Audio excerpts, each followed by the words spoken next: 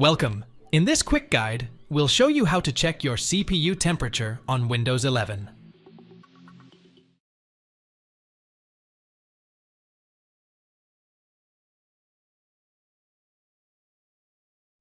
Open Settings by pressing Win+I and navigate to System Recovery.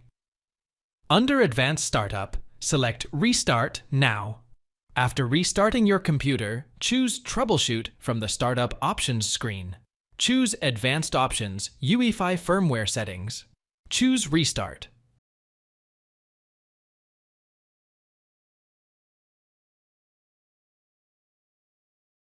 Download Core Temp from this link.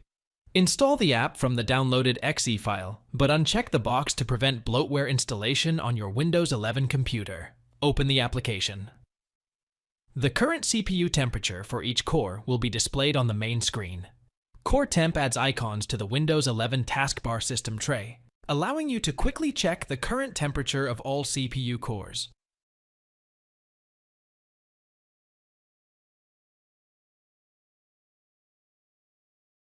Click the Start button and type cmd. Right-click on Command Prompt and select Run as Administrator.